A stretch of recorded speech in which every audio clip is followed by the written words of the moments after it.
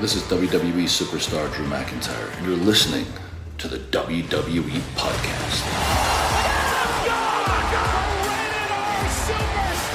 The champ is the one that everybody wants, me. It's going to WrestleMania. Claymore! Austin 316 says I just whipped your ass. This is my iron. You're going to acknowledge me. All right, everybody, welcome to the Monday Night Raw review. It is Tuesday, October 7th, 2025. Welcome to Crown Jewel Week as we crawl closer to the Perth event on Saturday, and depending on where you are in the world will depend on when that event starts for you. And it may be good, may be bad. I personally enjoy the much earlier times that the show starts here on the East Coast of the United States. But yeah, of course, it depends on where you are in the world, but it should be a fun show. And WWE this past Monday night gave us their last real push, and they have SmackDown too. But for Monday Night Raws, this was the final push for Crown Jewel. And I think they did a nice job, really nice job in some respects, particularly with Cody Rhodes and Seth Rollins with that promo, that pre-packaged promo between them. That was just, it was so good. I mean, I really got nothing bad to say about it. We'll go over that in a little bit. Paul Heyman, of course, did his part as he always does. It added a little more sense of urgency and value to the outcome of that match, and they continue to remind you about the undefeated record that Cody holds against Seth Rollins in one-on-one competition. So that's something that you can look forward to as well, given the fact that there really is nothing on the line other than pride and the direction of the company, the future of the company, all of course, completely oversold and unrealistic in terms of what this match means and what the implications of who wins, what that means for the company. Of course, it's all absurd. It means nothing. But in the context of this particular match and these two and who you want to win, they did a really nice job in that package. And we'll go over that in a little more detail in a little bit. I want to remind you as the show goes on, though, that good time to join because we have an ad-free version of the show that you can get for free for a week, including the review for Crown Jewel that'll be coming to you Sunday, most likely during the weekend review. It'll be a kind of combination episode of the review and the weekend review, and that'll be coming to you, as I said, Sunday. But more importantly, you want to listen to that ad free. You don't want all those ads that you hear every 10 minutes in the show interrupting your experience. Head on over to Patreon, patreon.com/WWE podcast, or subscribe right directly in the Apple Podcast app and get rid of all of those ads. Now, one quick mention, because it is baseball playoff season. For those of you that hate baseball, sorry. I promise this will be brief. But since I'm a Yankees fan, and I have listeners that are Toronto Blue Jays fans, I'm going to concede this series. I know that it's possible we come back and win 3 in a row. We've done it before. In fact, the Yankees in their history have been down 0-2 in the ALDS 4 times and have come back twice. Not good odds, though, when you look at the rest of the league. 90 times a team has gone down 0-2. Only 10 of those 90 has the team down 0-2 come back to win 3 in a row. So it's not good. I'm not pretending that we're going to win. We're not. We've been embarrassed by Toronto. Our hitting has gone silent as it does in every single postseason. Our pitching has been horrendous in the first 2 games. And as I speak right now, we're throwing out first pitch at Yankee Stadium. So kind of a pre-congratulations to Toronto. Now, you guys, as of this recording, you haven't won it yet, but I have kind of conceded the series. Now, if we don't win tonight, or if we do win tonight, of course, we have to win 2 more in a row, and including one at Rogers Center that we can't win at all. I mean, Rogers Center is our kryptonite for some reason. And we're 1-8 at Rogers Center this year. 1 win, 8 losses. And it's not looking good, no matter how you slice it. So kind of a pre-congratulations to Toronto. If we pull it off, it'll be a miracle, but I'm a realist. So, okay, let's get back to wrestling. As I promised, it'd be brief. We're going to go through Monday Night Raw. We'll start right at the top here as Roman Reigns comes out, and he was being introduced by Alicia Taylor. And of course, Wade is on commentary with Joe Tessitore, and we had Roman Reigns' name being sung, and an OTC champ breakout. By the way, they're in Dallas, Texas. We're not overseas. This singing of the stars' names that carried over from Europe is now here in the United States. So that's quite impressive. I don't like it, but the chants overseas have inspired, I guess, us boring U.S. fans to do something at these live events, right? So we quickly had Bronson Reed interrupt Roman Reigns, and then Reed and Heyman walked onto the stage, and Heyman said of Reed that Roman Reigns acknowledged the one man on the face of the planet that you fear in your heart. Heyman said Reigns had never taken out on a stretcher during his wrestling or football career until Reed caused it. And Bronson took the mic and said Roman's father and uncle both had 45 years in the business and were never stretchered out. Reed asked how they feel looking down and seeing Reigns get stretchered out. Reigns said Reed never knew his father or his uncle, but Heyman did. And Roman asked Paul what his father would say. Fight him now, Reigns said. So let's do this now. Reed was game, but Heyman grabbed his arm and told him to do it on his terms and his schedule. Reigns said he'd been there before with Heyman. He said there were no wise words, just words from a coward. And Reigns told Reed that he's levels above him.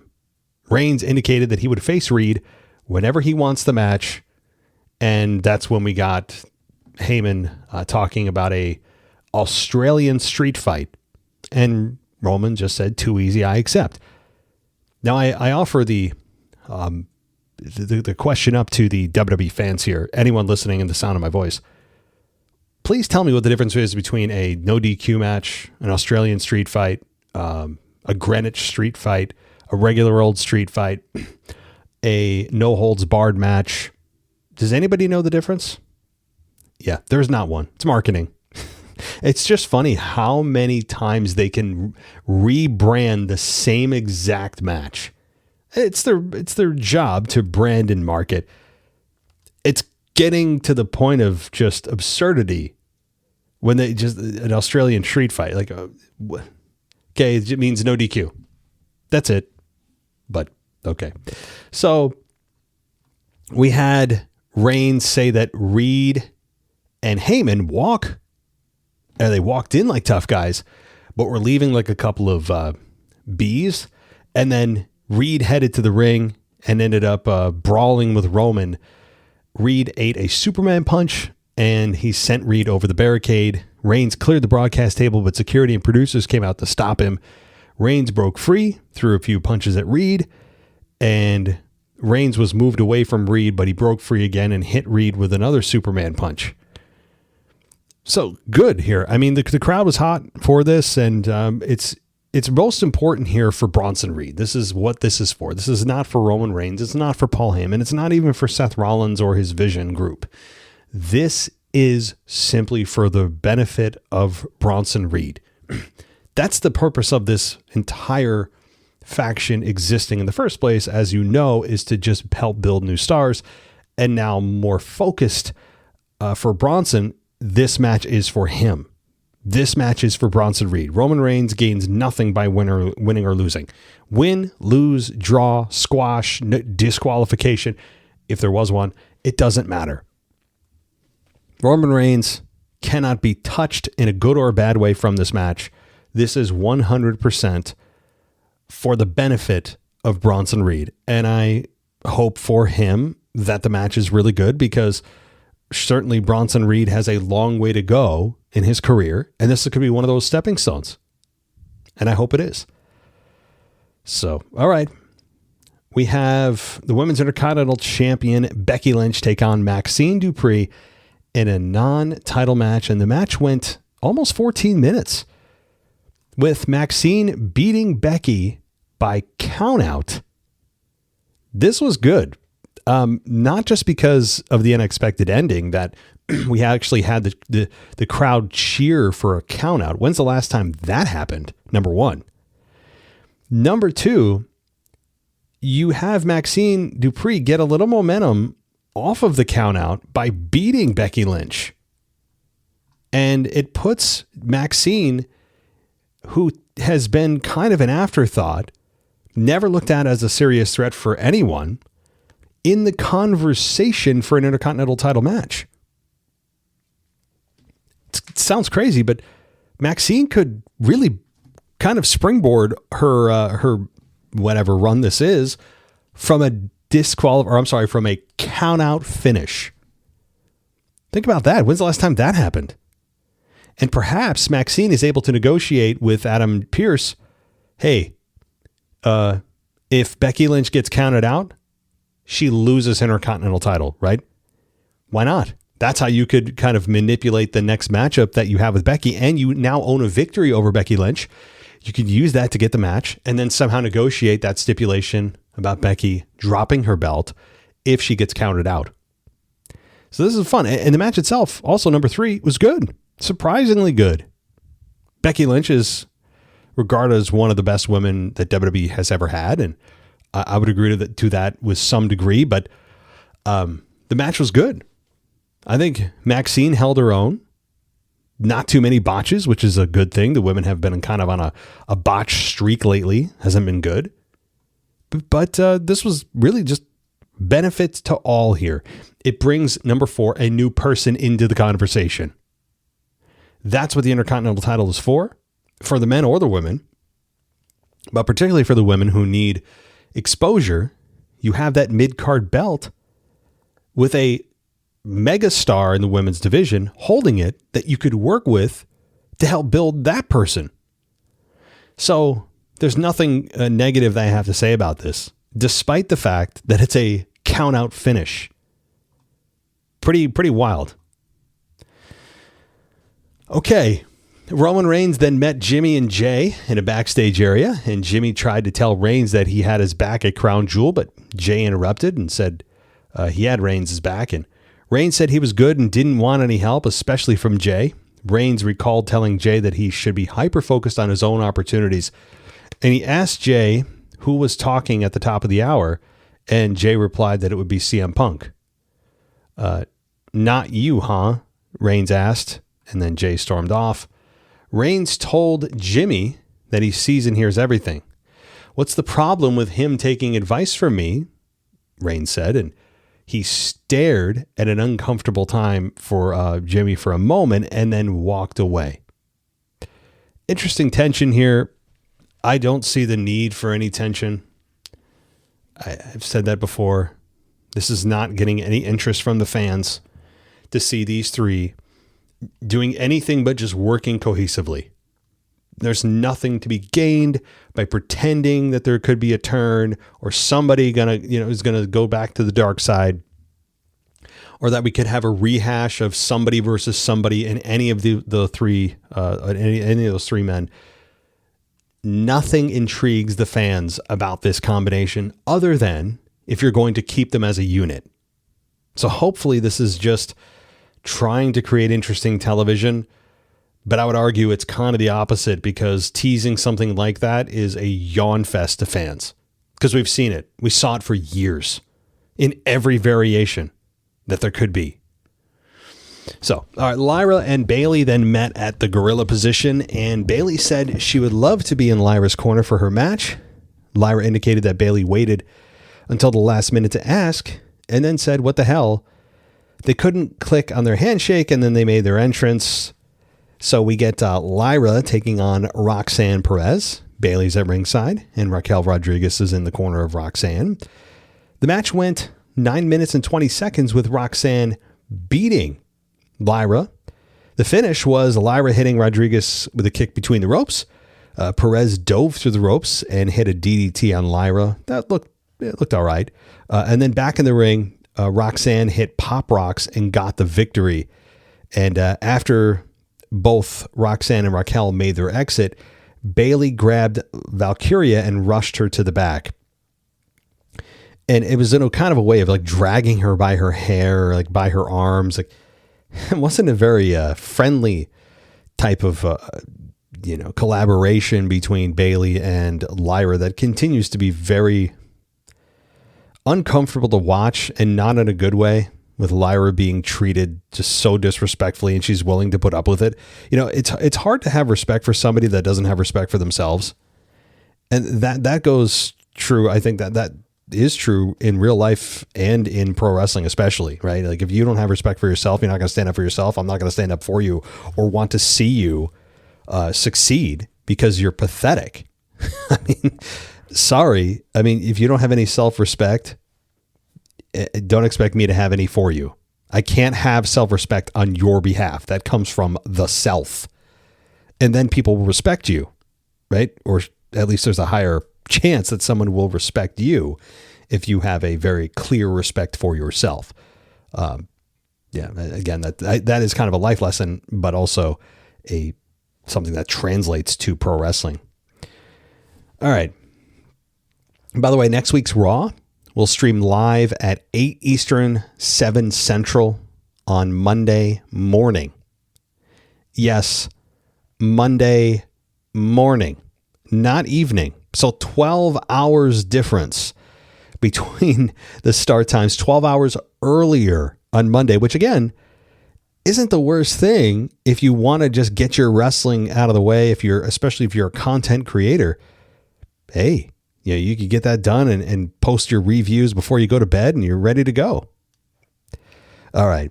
So then we had backstage Jackie Redmond interviewing AJ Styles and asked how he's been preparing for his match with Cena.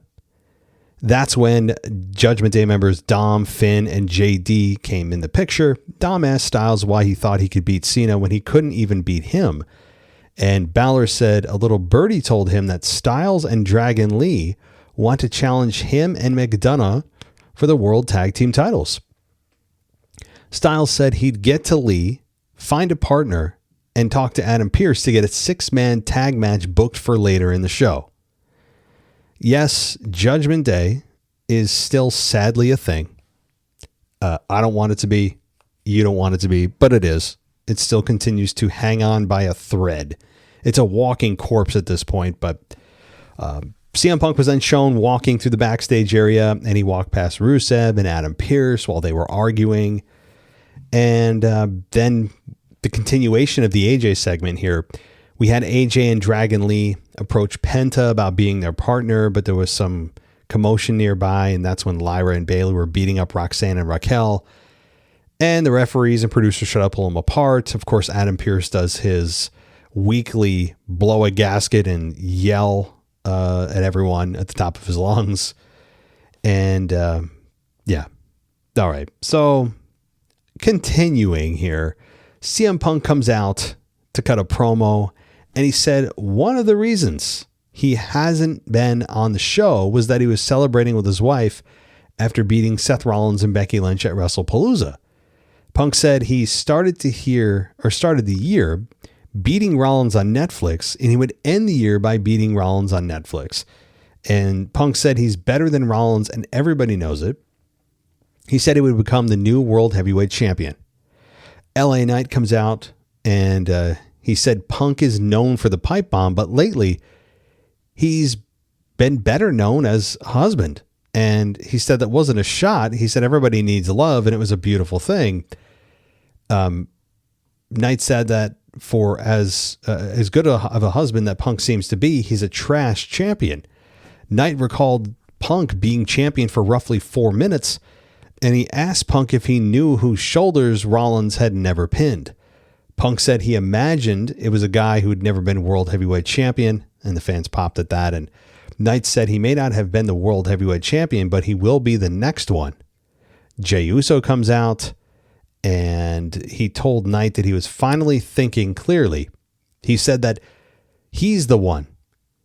He never got a rematch when he lost the world championship, and he's the one who's up next for a shot at the title.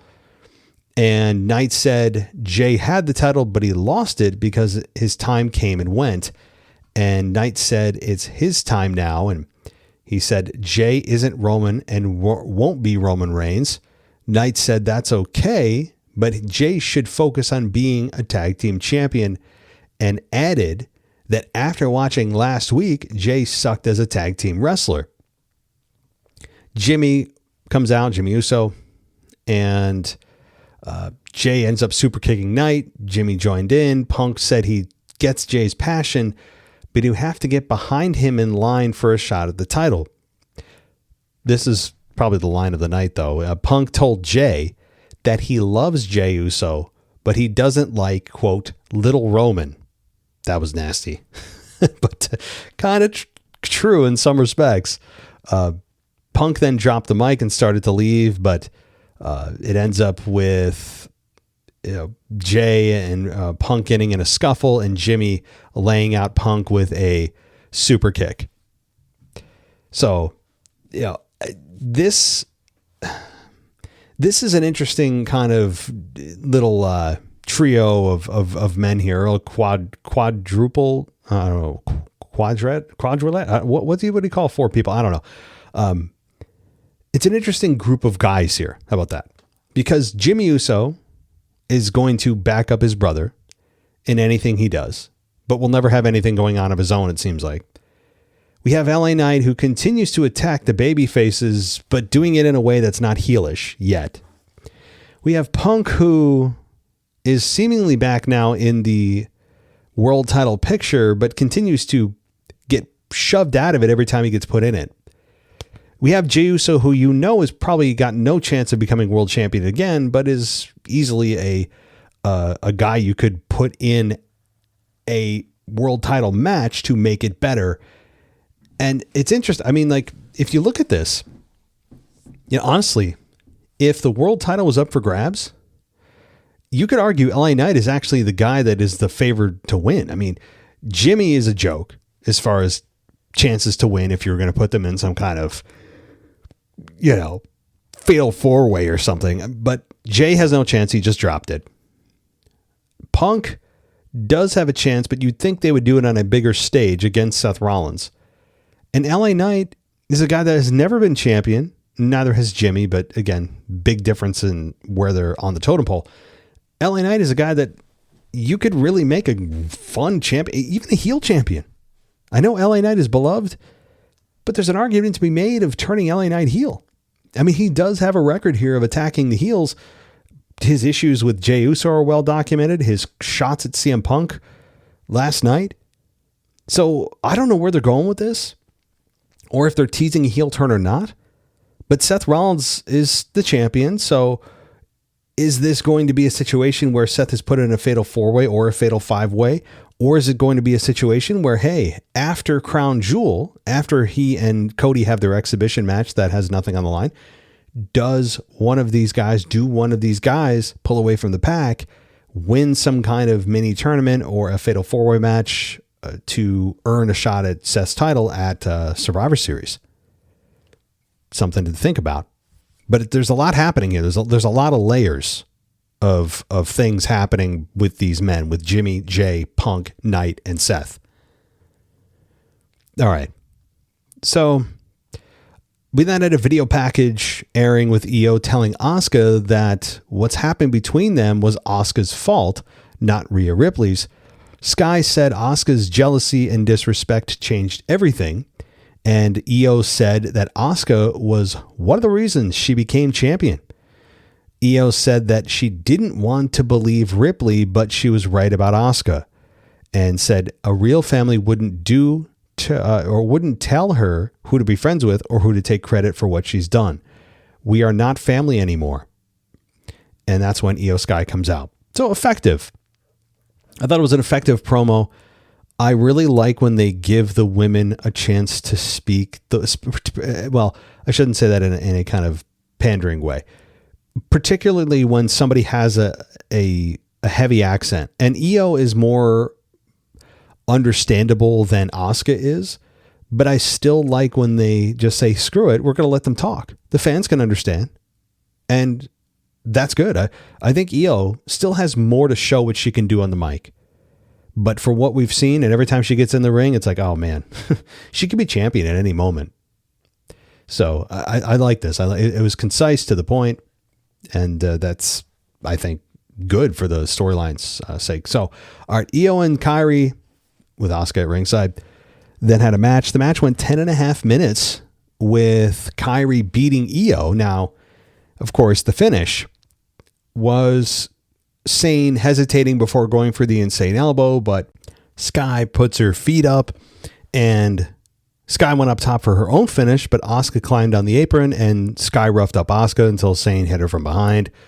Kairi then pinned Sky while Asuka held Sane's hands for leverage. After the match, Asuka attacks Io, and Asuka held Sky, and a reluctant Sane hit Sky with a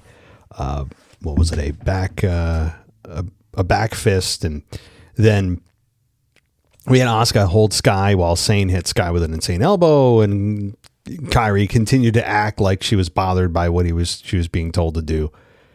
Again, I guess Kairi has just no control over her own body, no say, no respect for herself once again, just doing whatever the master says to do. How in the hell am I supposed to get behind Kairi? I guess I'm not supposed to, but I also shouldn't lose actual respect for these performers, for these wrestlers. I don't know. It's hard to believe too. It takes you out of the moment because there's just no way. There's just no way that this would actually ever be a real thing if this were to be believed that it was a real, professional competitive sport, which really should be the premise of pro wrestling.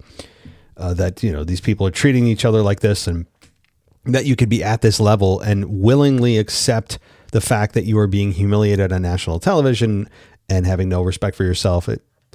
I don't like these kinds of stories. This is the same thing again with Lyra and Bayley. Is kind of the same dynamic as Kairi and Asuka. Not my favorite kind of dynamic on television, but okay. So backstage, Becky Lynch laughed while pacing in front of Seth, who looked at his watch, and Lynch complained about how fans don't deserve her. She also complained about the referee and then left the room. Rollins told Heyman they need to talk, and Rollins said he has to win. Heyman said he would, and Rollins questioned what would happen if he lost, and Heyman assured him that he would win.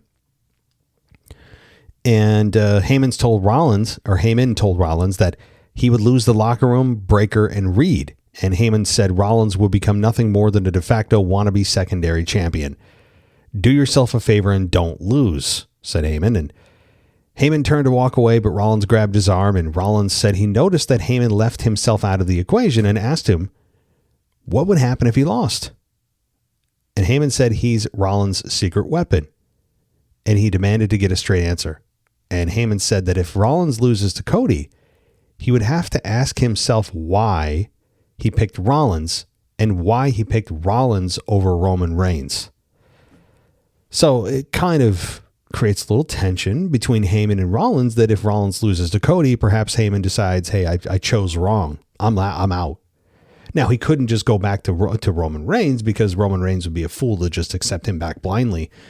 But it does create a little dynamic here and a little bit of an incentive if Rollins wants to keep Heyman as his oracle to certainly win the match. And kind of spoiler alert, I think that Rollins will.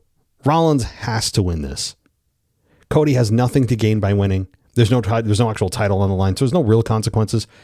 But when you're looking at the other effects that this could have on Rollins if he loses again and goes down 0-4 to Cody, it wouldn't be a good look. It wouldn't be a good feel. I think it would stamp Rollins as a secondary champion. And in the pantheon of WWE championships, we all know that Cody Rhodes Championship is actually a superior championship when it comes to lineage and how the company has treated the belt. And that's the one Roman carried for 4 years and on and on and on.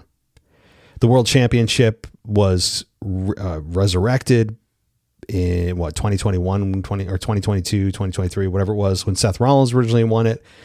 They pretended that it didn't exist beforehand, which I thought it was a big mistake because it did. And then they brought it back. And all that being said, WWE still treats that championship Cody Rhodes is holding as the superior championship anyway. So even if Rollins wins, it's not going to devalue that championship, but it can hurt his if he doesn't win, if that makes sense. All right. So backstage, we had Jay then grilling Jimmy about whose side he was on while Roman Reigns stood by. And Jimmy said he's on Jay's side as Jay left the room. And Jimmy told Reigns he sees what's happening, and Jimmy said he's not like Reigns and blah, blah, blah. Okay, I've had enough. I've had enough of this. I mean, watching this is just, it's not interesting to me. This is probably the one low light of Raw, despite the fact that you have the OG bloodline here, because I don't need to see them in any kind of, any tension. There's nothing to be gained here. There's no scenario in which I would want to see any of these men fight anybody. I don't need anyone turning on anybody. There's nothing interesting that can happen here. The only thing you can do with them, as I said 15 minutes ago, is to keep them together and have them fight evil. That's it. That's all you can do, because any other option is one that the fans would be bored with and annoyed at, legitimately. We've been through, I mean, there was literally a match called Civil War. Was that a whole PLE? Remember Civil War? Or was that like the slogan for a PLE? All centered around the intra-family rivalries going on within the OG bloodline. So, I mean, I can't do it anymore. I can't. I know that people, now what I'm reading here, according to this analyst here for this particular segment, it said 2 strong segments. Rollins and Heyman are doing their best to make Rollins versus Rhodes feel like it matters, because those gaudy Crown Jewel Championship belts and rings are not enough. Meanwhile, the issues between Reigns, Jay, and Jimmy are compelling. Okay, I agree with the former, not the latter here, because I would agree that Rollins and Rhodes are making their match feel important simply for the fact that they know how to sell a match, even if there's nothing really on the line. But I can't disagree more with the Jimmy Jay Reigns dynamic. I can't disagree more. The idea that there's tension and who's who, I just don't care. I just don't care. Because this is not the role to put them in. We've done that for years. Okay, moving on. I made my point. So we had AJ Styles, Penta, and Dragon Lee taking on Dominic, Finn, and JD. The match went 14 minutes and 10 seconds with AJ and his team winning, as he should if he's going to take on John Cena. I said that last week. But we had the finish of Rusev walking to ringside. Dom exited the ring, grabbed his title belts, and Rusev grabbed Dom. Penta threw a super kick that Dom avoided, and it ended up taking out Rusev. In the ring, AJ hit McDonough with the Styles Clash and got the victory. After the match, AJ hopped on the broadcast table and said his match with John Cena doesn't need a story because it writes itself. Styles said they would have to leave it, or they would leave it all in the ring. It will kick ass, is what he said, and dropped the mic and saluted like John Cena does when he comes out. So, what? Look, I have no problem with this match as a concept of AJ Styles versus John Cena. They had a hell of a rivalry how many years ago? One that opened SummerSlam. They've had match of the year candidates. No issue with them working together. Is it how I would have ended John Cena's career? I mean, given the open candidate, pool candidate, I mean, probably not, but I can't complain about AJ and John Cena, given what I know they're capable of and what the history of these two is. I just don't like AJ's promo. Now, AJ is not a great promo to begin with. He never has been. He's been okay to good during his best ones. He trips up over his words. He doesn't have a great wrestling promo. He just never has. What's made him so successful is his in-ring work, generally speaking. And this was just not good, though, because he's again breaking the fourth wall that I still want to believe exists, saying, oh, we don't need a story, saying like, we don't need the writers to come up with something. We're just going to lay it all in the ring. We're going to have a good performance. Are you kidding me? Yes, I'm still bringing this stuff up. I know a lot of you don't care about this anymore, which I think is part of the problem, that a lot of fans have just become very complacent in realizing what makes wrestling magical at times. And that's believing that what you're watching is a real competitive matchup. Otherwise, why would you even care to watch? You're supposed to authentically get involved emotionally in the match. And when I'm being reminded every 4 seconds that what I'm watching isn't real, it kind of is difficult to connect to what's happening. And this was a terrible promo. I'm sorry. Terrible from the perspective of it could have easily been avoided. Like, he could have said anything else. And instead he says, again, in so many words, the writers don't need to come up with anything for us. We don't need an actual story to tell. We'll just we're gonna knock the roof, or we're gonna, basically knock the roof off the building, blow the roof off the building. No, once again, you couldn't come up with just even those basic, the kind of tension to build here instead of just, this is an exhibition. We don't need a story. Are you kidding? I don't know. I hate that. I hate that crap. It's just such a it's spitting in the face of what wrestling is. It doesn't need to be redefined or reimagined. Wrestling is what it is. It doesn't need to evolve into something else. People look at evolution and progress as a net positive in and of itself. Like, just for the fact that if you progressing or evolving is proof positive that it's a good thing. Well, things can progress that are bad, because I know we associate progress or progressing forward as a net positive, but let's talk about, like, I don't know, something is extreme and a little bit maybe off the rails, but cancer progresses. That's not a good thing. So I don't know. I understand things evolve all the time, but at a fundamental level, there are things that should not be touched. There are things that you can, as an offshoot of those fundamental principles, you can evolve how you present pro wrestling in terms of how the matches are laid out, or the speed or cadence of the match, or the types of matches. Do the fans want faster, slower? Do they want more giants? Do they want weapons? Those are offshoots of pro wrestling, but at a fundamental level, it's getting emotionally involved in the damn match. It's trying to show some respect for the fans, the intelligence of the fans, and getting people emotionally invested. And you can't do that if you are always reminding people, even during the damn show now, what you're watching is not real. So shut up about stories. Shut up about the match kicking ass. How about just trying to win? Whatever happened to the goal of a wrestling promo being what it would mean to you to win, and what it will do for you if you lose? How will it hurt you if you lose, and how will it benefit you if you win? And why are you trying to win? What about winning? That ever cross anybody's mind anymore? Instead, it's just, we're going to leave it all in the ring. We're going to make history. Man, shut up. Those are byproducts. Those are things that the fans can talk about. The announcers can talk about. The documentaries after the match in the coming years can talk about. You don't talk about it in the moment, you fools. All right. Sorry, AJ. I love you, man. I love you, man. I mean, nothing but respect, but you are caught up in 2025 version of TKO's WWE. Not my thing, man. All right. So then we get the main event. Okay, here we go. Final segment here. CM Punk and LA Knight taking on Jimmy and Jey Uso. The match it was fairly quick, 9.5 minutes, with CM Punk and LA Knight beating Jimmy and Jey. The finish was Jey going up top for an Uso splash, but he dropped off the ropes and to knock Knight off the apron. Punk hit Jey with a GTS, and he fell back into his corner. Knight tagged himself in and stole the pin. After the match, Knight exited the ring and smiled at Punk while heading toward the back, and Punk stared at Knight, and the credits rolled, which I don't like the credits either, but Jey was still down as the show concluded. So this continues to push the narrative that Knight could be heading into the darkness. Could be. It adds more tension between Knight and Punk.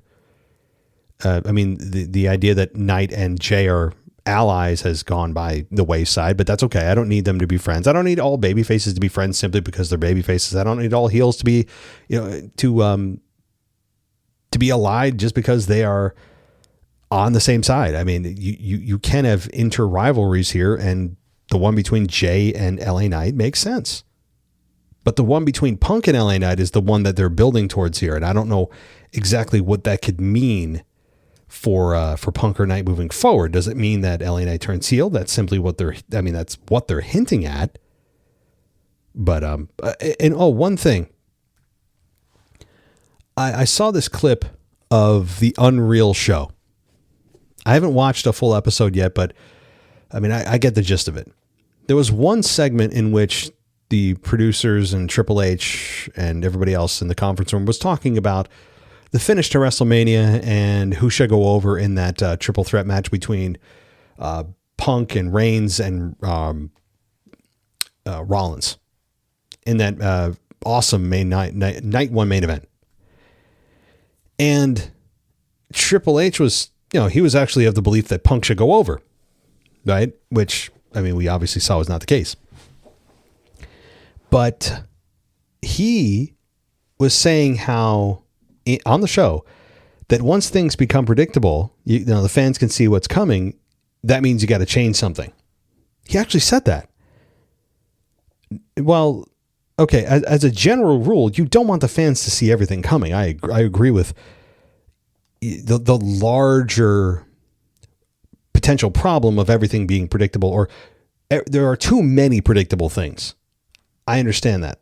I agree that seeing things coming and things being predictable a lot is not a good thing. That said, the way Triple H phrased it, it was as if it's predictable ever, we need to change it. Things can't ever be predictable. If you guys have been listening to me for any length of time, you know where I'm going to say and where I'm going here. Predictability and the right thing are often the same thing. But it seems like Triple H values maybe doing a screwy thing for the benefit of it being unpredictable.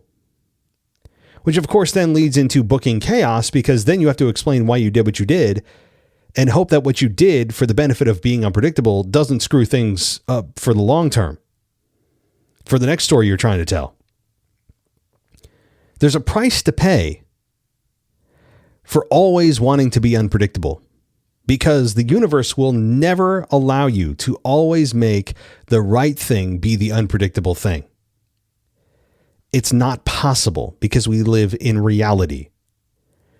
So if Triple H wants to adopt that principle in perpetuity, just that's what he always wants to do, he's going to have a hell of a booking issue moving forward. Because sure, things will be unpredictable, but then you're going to go, wait, okay, I didn't see that coming. And then the scary question that they don't want you to ask is, well, wait, why did they do that again? Okay, cool. It was unpredictable. I didn't expect that. And we all go, what? And then we look at it and take a step back. And after the shock wears off and the initial kind of adrenaline, you're like, well, wait. Why did they do that again? And if you're looking for a really good example of this and you're like, there's no example of that with Triple H. Oh, really? I could think of one that really captured the WWE fans in a very negative way at Elimination Chamber last year with The Rock and the John Cena heel turn, where they did something that they thought was unpredictable, and certainly it was. Was it the right thing to do? Well, I think most people would agree probably not, with John Cena turning heel. There are some benefits to it. I've gone over that before. It's not all bad. But there was no follow through. You took the biggest star in the world that was the catalyst for the whole thing immediately out of the story, which was one of the biggest flubs I've ever seen in WWE storytelling. So sure, you did the unpredictable thing there, Trips. But I would agree, or I'd ask you, why again? Or am I not allowed to ask that? I guess I'm not allowed to ask that. I'm just supposed to shut up, be a good wrestling fan, and not ask questions. But I do wonder if he values unpredictability over doing the right thing. It seems as if he does. We'll see if he continues to push that policy moving forward. But there are certainly examples, none bigger than that one, of Triple H's philosophy. All right, well, that'll do it for me on this Monday Night Raw review. I'll be back Wednesday. No, well, I might be back a little bit earlier this week because of the preview and prediction show for Crown Jewel. So I will probably do that a little bit earlier this week, maybe on Wednesday or Thursday night. I'll push that out, maybe do the mailbag a little bit earlier. I won't be able to likely record. Well, I shouldn't say that. Friday is an iffy day for me. Get your mailbag questions in as soon as possible is all I'll say, because if I end up doing the mailbag earlier, I want to be able to answer your questions and get them to me. Mailbag at www.podcast.com if you're interested. So And I'll also combine that with a preview and prediction show for Crown Jewel. And then, of course, Sunday will be the review for Crown Jewel. So join us at Patreon if you want to go ad-free and get access to a Discord server that you can chat with all the other wrestling fans during the show. Patreon.com/WWE podcast. So that'll do it for me, everybody. Hope you enjoy your Tuesday or your Wednesday or Thursday, whenever you're listening to this. We'll talk soon. Thanks for listening to the WWE Podcast. Don't forget to subscribe on your favorite podcast app so you don't miss a show, or head to WWEpodcast.com. And for all of these shows ad-free, head over to Patreon.com/WWE Podcast. Until then, we'll see you next time.